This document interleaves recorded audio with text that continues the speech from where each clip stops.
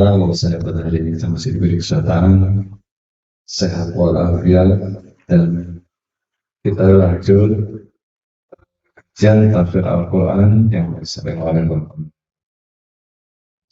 Mirza Satriawan yang akan membahas surat Al-Asr ayat 69 sampai 71.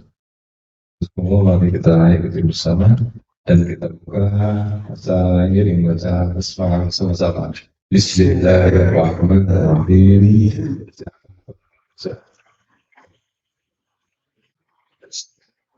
Assalamualaikum warahmatullahi wabarakatuh. Alhamdulillahilladzi arsala rasulahu bil-huda wa dinil haqq liyudhhirahu 'ala dini kullihi wa law karihal kafirun wal musyrikun. Asyhadu an la ilaha illallah wahdahu la syarika lahu wa asyhadu anna Muhammadan abduhu wa rasuluh. Allahumma shalli ala Muhammad wa ala ali Muhammad wa ala ihsan ila yaumil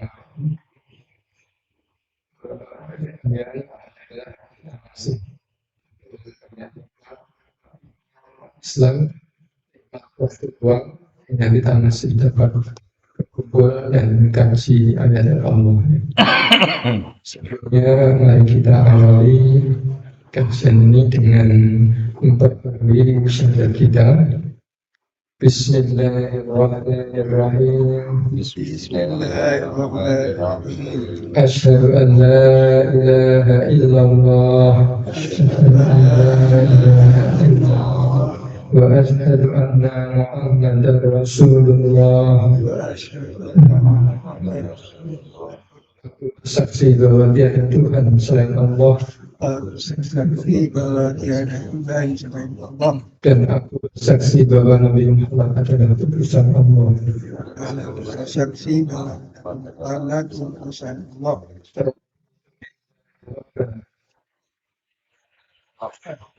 Islam Nabi wa Rasulah. Rabbi zidni ilman warzuqni fahman. Amin.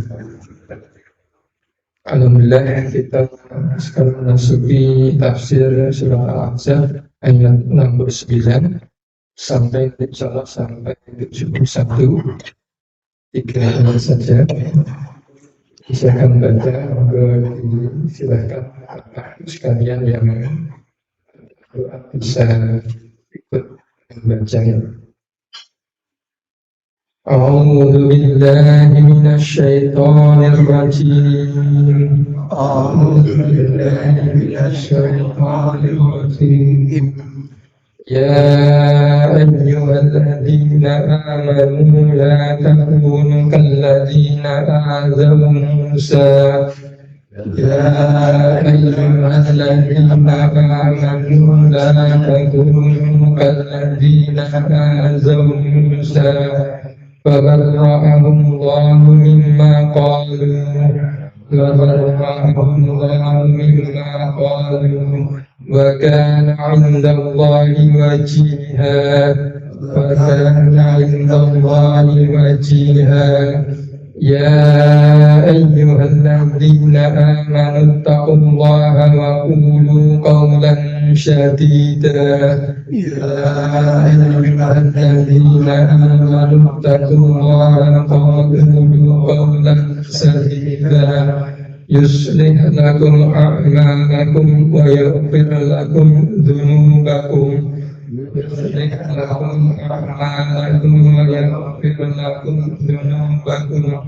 ومن يطع الله ورسوله فقد فاز فوزا عظيما.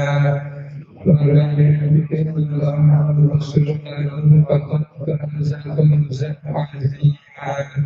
صدق الله العظيم.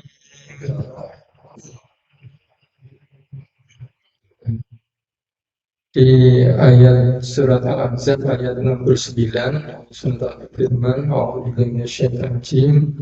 Ya ayyuhalladzina amanu, wahai orang-orang yang beriman, la takunu janganlah kalian itu kalladzina azaw Musa, seperti orang-orang yang menyakiti Musa, menyakiti Nabi Musa, ya, yaitu dari kalangan orang-orang Bani Israel, ya, karena Nabi Musa itu diutus kepada Bani Israel.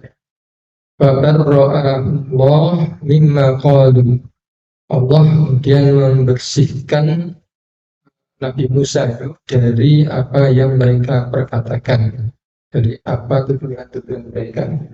Wa kana indallah wajib, wa kana indallahi wajiban, dan Musa itu di sisi Allah itu adalah seorang yang mempunyai kedudukan terhormat. Jadi di ayat ini Allah SWT memerintahkan pada orang-orang yang beriman, pada kita sekalian, untuk tidak menjadi seperti orang-orang yang menyakiti Nabi Musa. Itu tidak seperti Bani Israel yang mereka menyakiti Nabi Musa. Tapi tidak disebutkan di sini, di ayat ini, apa yang bentuknya seperti apa. Ya. Nabi Musa ini disakiti oleh Bani Israel dengan perkataan-perkataan Bani Israel pada Nabi Musa. Ya. Ini juga tidak disebutkan siapa yang menyakitinya di kalangan Bani Israel juga. Ya. Tidak disebutkan bentuk yang menyebabkan Nabi Musa ini apakah berupa suatu perbuatan ataukah suatu kondisi dalam tubuh Nabi Musa atau yang lainnya yang menyebabkan kemudian orang-orang Bani Israel ini mengatakan tuduhan-tuduhan yang tidak benar, yang kemudian tuduhan-tuduhan ini menyakiti Nabi Musa, menyakiti hatinya. Jadi dalam Al-Quran tidak disebutkan, tetapi dalam beberapa kisah dalam hadis, ya, itu disebutkan beberapa hal. Ya, di antaranya ini hadis, ada beberapa hadis dari riwayat Imam Bukhari, hadisnya sahih. Beberapa hadis ini dari sahabat Abu Hurairah, ada juga yang dari sahabat Ibnu Abbas, dan ada beberapa bentuk hadis ini yang kemudian dianggap inilah sebagai tafsir penjelas terkait dengan tadi, ya, terkait dengan sesuatu yang menyebabkan Nabi Musa tadi itu tersakiti. Jadi diantaranya tidak saya baca satu-satu hadisnya, ya. Saya akan baca terjemahannya. Yang pertama terkait dengan Nabi Musa itu seorang yang pemalu, yang senang atau biasa memakai baju yang tertutup rapat.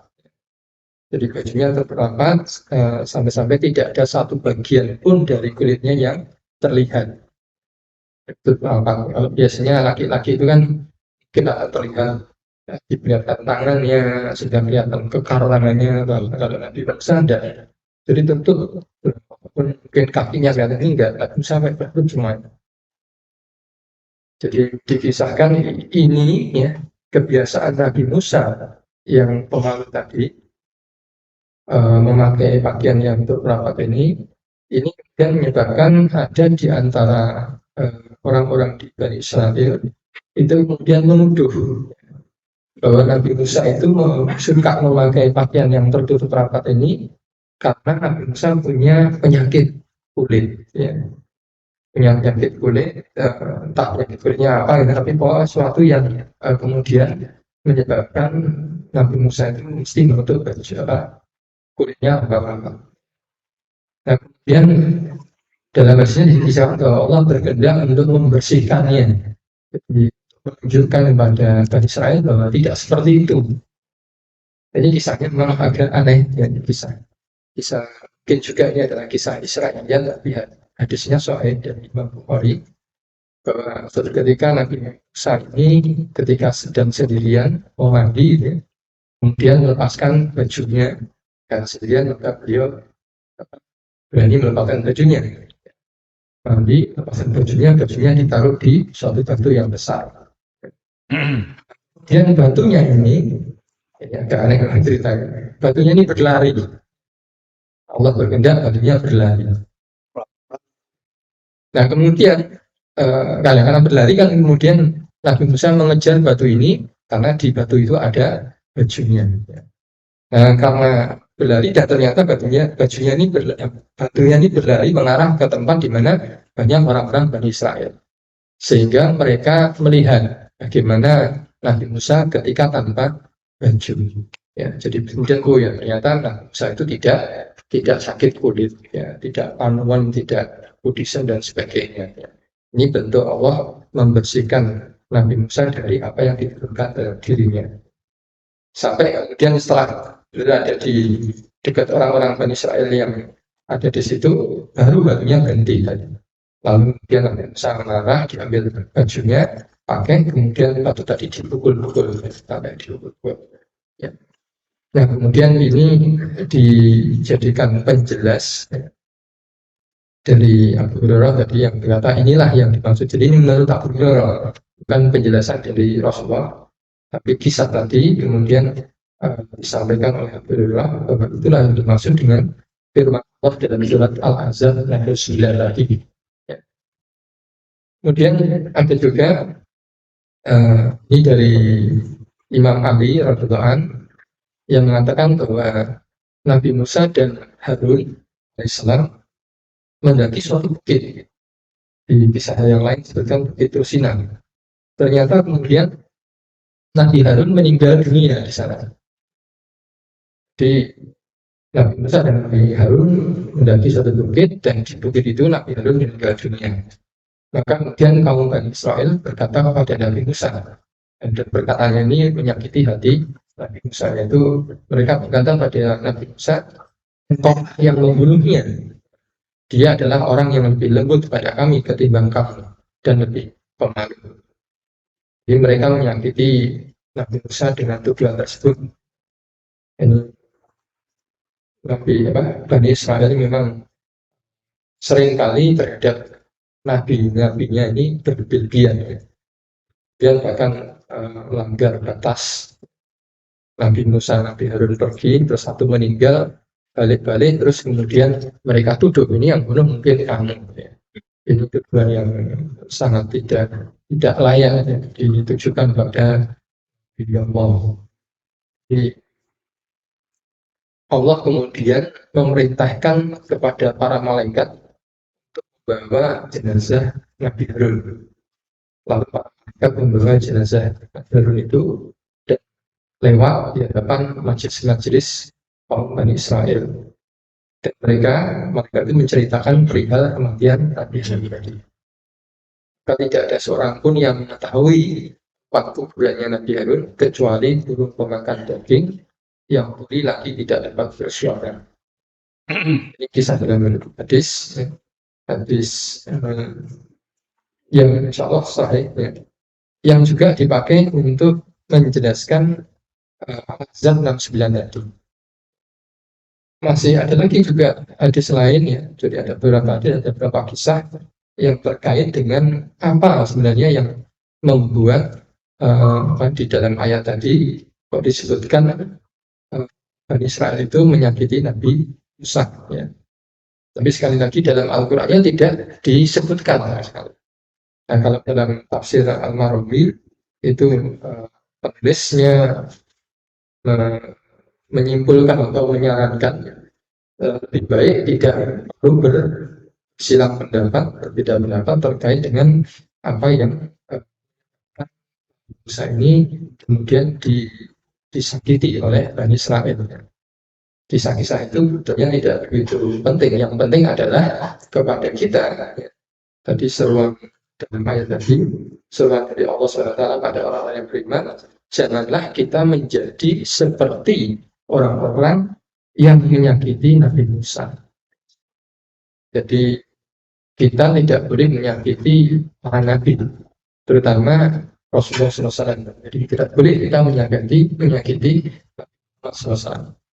Kalau Rasulullah SAW masih ada bersama kita, jelas jadi kataan atau perbuatan kita itu tidak boleh sampai menyakiti Nabi Muhammad SAW. Dan ketika di masa sahabat ada kisah saat itu telah sampai dalam sebuah hadis dari Imam Ahmad, la yuballighuni ahadun an ahadin min ashabi syai'an fa inni uhibbu an ahruja ilaikum wa ana salinus sadr. Janganlah seorang pun memberitahukan sesuatu berita kepadaku tentang seorang dari para sahabatku, karena sebenarnya aku ingin keluar kepada mereka dalam keadaan bersih dada. Jadi Rasulullah SAW melarang sesama sahabatnya itu untuk menceritakan kondisi sahabatnya yang lain. Jangan ceritakan keadaan seseorang sahabatnya, sahabat Rasulullah SAW. Karena Rasulullah ingin agar ketika bertemu dengan sahabat-sahabatnya ini, bertemu dengan mereka dalam keadaan hatinya atau dadanya bersih, tanpa ada rasa. Nah, yang jelas dari hadis ini juga ada, yaitu suatu ketika Mas'ud setelah mendengarkan apa yang disampaikan oleh Rasulullah tadi, suatu ketika dia Mas'ud, sahabat yang menceritakan hadis tadi ini, ketika lewat suatu tempat, dia mendengarkan dari dua orang sahabat juga ya, mengatakan sesuatu, yaitu mengatakan terkait dengan pembagian harta ghanimah, harta rampasan perang. Yang dua orang ini tidak disebutkan dalam hadisnya, hanya disebut sebagai fulan dan fulan. Dua orang ini mengatakan bahwa Nabi Muhammad itu tidak adil dalam membagi harta ghanimah dari harta rampasan perang. Nah, itu maksud kemudian mendengar ini mengatakan kepada mereka bahwa nanti saya akan laporkan pada Rasulullah SAW. Nah, kemudian maksud menyampaikan pada Rasulullah tentang apa yang dikatakan oleh dua orang sahabatnya tadi. Nah, mendengar ini Rasulullah menjadi tidak enak, jadi marah, jadi mukanya merah dan merasa sedih. Tapi kemudian beliau bersabda, biarkanlah kami, janganlah engkau ganggu. Sesungguhnya Musa pernah juga disakiti hatinya lebih dari ini, namun dia tetap bersabar. Jadi Nabi Muhammad malah lebih senang untuk tidak disebutkan atau dikisahkan kepadanya apa yang dikatakan oleh sahabat-sahabatnya ya, terkait dengan dirinya, supaya tidak ada perasaan tidak enak ya, ketika Nabi Muhammad sahabatnya. Dan Nabi Muhammad mengingatkan lagi kepada sahabat tadi ya, yang mengabarkan tadi, jangan saya diganggu ya. Karena Nabi Musa juga pernah dulu disakiti seperti itu, bahkan lebih dari itu artinya, tapi dia tetap bersabar. Jadi ini terkait dengan surat Al-Ahzab ayat 59. Kemudian lanjutannya di Al-Ahzab 70. Ini ayat yang di sini, ayat yang mungkin sering kali diucapkan oleh khotib ya di khutbah Jumat. Ya ayyuhalladzina amanu taqullaha wa qulu qawlan sadida yuslih lakum a'malakum wa yaghfir lakum dhunubakum wa may yuti'illaha wa rasulahu faqad faza fawzan 'azima. Di banyak keadaan al-khatib yang ada untuk menasehati tentang ketakwaan, ini menyampaikan ayat ini atau mengucapkan ayat ini. Wahai orang yang beriman, ittaqullaha, takwalah kepada Allah, wa qulu qawlan sadida, dan katakanlah perkataan yang benar, qaulan sadida, yuslih lakum a'malakum. Allah akan memperbaiki, yuslih lakum a'malakum, memperbaiki amalan-amalan, wa yaghfir lakum dzunuba, dan akan mengampuni bagimu dosa-dosamu. Wa man yuti'illaha wa rasulahu, dan barang siapa yang taat pada Allah dan Rasulnya, faqad faza fawzan azima, sungguh dia telah mendapatkan kemenangan yang besar. Di ayat ini termasuk ayat perintah untuk bertakwa. Allah mendaki agar hamba-hambanya yang beriman ini bertakwa, senantiasa menyembah Allah dengan penyembahan yang sebenar-benarnya, dan adalah hamba-hamba Allah ini, orang yang beriman ini, mengucapkan qaulan sadida, perkataan yang benar. Terkait dengan perkataan yang benar, apa yang dimaksud dengan perkataan yang benar? Ini ada beberapa pendapat. Jadi di antaranya dari Ikrimah, ya, salah seorang sahabat, mengatakan bahwa yang dimaksud dengan perkataan yang benar, qaulan sadida, ini adalah kalimat la ilaha illallah, kalimat syahadat. Ini pendapatnya Ikrimah. Tapi juga selain itu, Ikrimah juga mengatakan bahwa qaulan sadida ini yang perkataan yang benar tadi. Yang lainnya, misalnya Mujahid, mengatakan bahwa yang dimaksud dengan qaulan sadida adalah perkataan yang jujur. Dua-duanya tidak masalah di pendapat sampai terkait dengan qaulan sadida. La ilaha illallah, apakah itu maksudnya dalam perkataan yang jujur? Ini tidak masalah, dua-duanya sama-sama bisa diterima.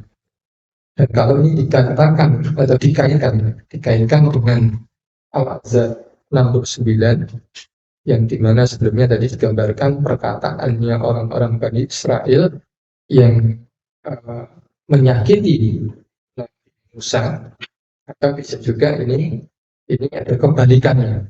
Tidaklah kita dalam kata ini berkata yang jujur, yang benar. Ayat ini tadi memang disahkan dalam sebuah hadis dari Aisyah radhiyallahu anha yang menceritakan bahwa tidaklah Rasulullah SAW di atas mimbar, melainkan ia, yaitu maksudnya Aisyah, itu selalu mendengarnya mengucapkan firman Allah surah Al-Ahzab 70, yaitu ya ayyuhalladzina amanu taqullaha wa qulu qawlan sadida, dan seterusnya tadi. Jadi mungkin berdasarkan hadis inilah sebagian khotib seringkali mengucapkan kalimat ini ketika di atas mimbar. Tetapi yang di sini adalah hadisnya hadis sahih, tapi yang murid itu hadis yang salah seorang atau beberapa orang dari perawinya itu hanya sendirian, hanya satu. Jadi tidak ada perawi lain di dalam jalur dalam sanadnya. Hadis yang murid itu artinya asing, tapi sahih, ya, hadisnya hadis sahih, sehingga bisa dipakai, ya, tapi karena murid sehingga di sini dikatakan senantiasa Rasulullah tadi, artinya Aisyah selalu mendengar bahwa setiap kali Rasulullah berdiri di atas mimbar selalu mengucapkan itu. Tapi jadi mungkin karena itu maka tidak menjadi suatu wajib, ya, sudah wajib untuk mengucapkan. Tapi kalau untuk menasihati tentang ketakwaan itu suatu bagian yang harus disampaikan oleh seorang mimbar. Jadi dengan mengatakan, dengan bertakwa serta dengan senantiasa berkata yang benar, Allah menjanjikan kepada orang-orang yang beriman tadi, ya, itu Allah akan yuslih lakum a'malakum, akan memperbaiki ya, amal-amal mereka. Jadi amal-amalnya yang belum sempurna, dengan ketakwaan kita dan dengan kita senantiasa berkata yang jujur, berkata yang benar, akan terus meningkat. Dan juga akan wayaghfir lakum dzunubakum, dan Allah akan mengampuni dosa-dosa kita. Senantiasa kita harus takwa kepada Allah, mentaati semua perintahnya dan menjauhi semua larangannya. Terus berusaha ke arah itu terus ya, didasari dengan akidah, didasari dengan keimanan yang kuat. Dan siapa yang taat pada Allah dan Rasulnya, wa may yuti'illah wa rasulah faqad faza fawzan 'azima. Sungguh dia telah mendapatkan suatu kemenangan yang besar. Kemenangan yang besar itu adalah nanti, terutama di hari akhirat. Bagi masing-masing dari kita, ya, menang kalahnya, sukses atau gagalnya hidup kita itu bukan di dunia ini penentunya, tapi nanti di hari akhir. Ya. Di dunia seorang hidupnya hanya biasa-biasa saja, tidak mendapatkan banyak harta, itu tidak menentukan. Yang menentukan nanti di hari akhir. Apakah dia nanti akan masuk surganya Allah SWT, ataukah bahkan akan dia terhina di neraka. Penting kita masing-masing berusaha untuk mendapatkan ini, kemenangan yang besar. Ya mungkin itu dari tafsir Zat dan 9-31. Bisa itu kemudian